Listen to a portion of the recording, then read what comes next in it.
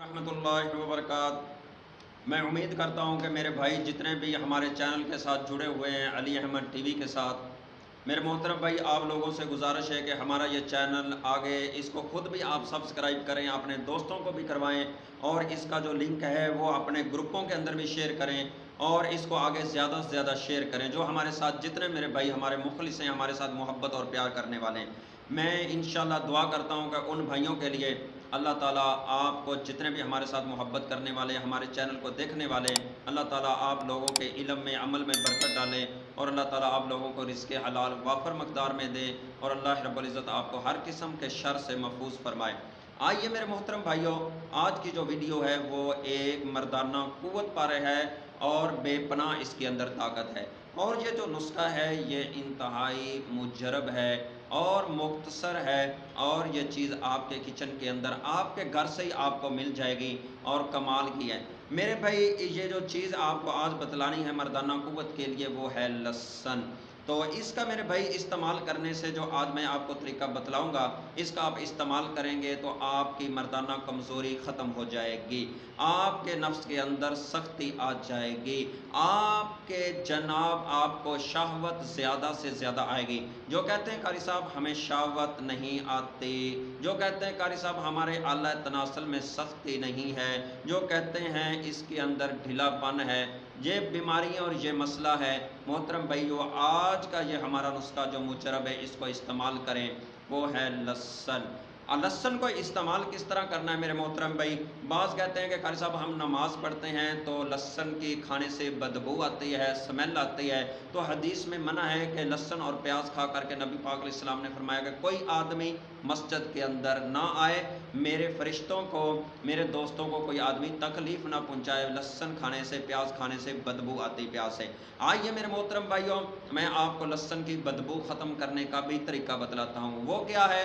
अगर आप लहसुन को छील करके इसके छिलके उतार करके इसके जनाब आप 21 अदद ये दाने या 11 अदद दाने इसके लें या 16 अदद इसके दाने लें और 16 अदद ले लें ये तुरियाँ,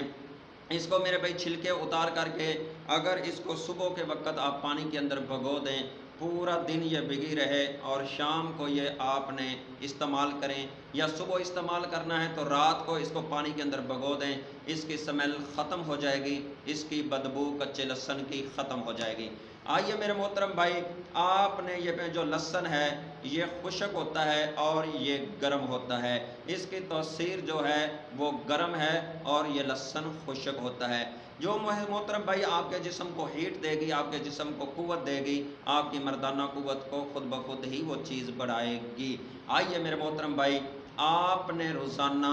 ये जो लहसुन के 11 अदद लहसुन की ये छोटी तुरियाँ होती हैं, इनके छिलके उतार करके मेरे मोहतरम भाई रात सोने से पहले इनको आपने निगल लेना है। इनके 2 पीस कर लें या साबत, इसी तरह ये तुरियाँ जिस तरह आपको आसानी लगे, इनको चबाना नहीं, वैसे ही अपने मुंह के अंदर डाल करके इसको मेरे भाई आपने निगलना है। ऊपर से दूध पी लें या ऊपर से पानी पी लें, आप इसको हमेशा इस्तेमाल करते रहें। गर्मी है तो इसकी तादाद कम कर दें, 11 अदद रोज़ाना इस्तेमाल करें, सर्दी है तो 21 अदद इसको रोज़ाना इस्तेमाल करें, ऊपर से दूध पी लें। मेरे मोहतरम भाई आपके जिस्म के अंदर मर्दाना कमज़ोरी कभी नहीं रहेगी। ये इसको एक दफ़ा 40 दिन 2 माह इस्तेमाल करके फिर मुझे बतलाएं। जिन लोगों ने 20,000 25,000 40,000 50,000 की मेडिसन ली है वो उसका फ़र्क देख लें और इसका मेरे नुस्खे का फ़ायदा देख लें, उसके अंदर फ़र्क देख लें और इसके अंदर फ़र्क देख लें।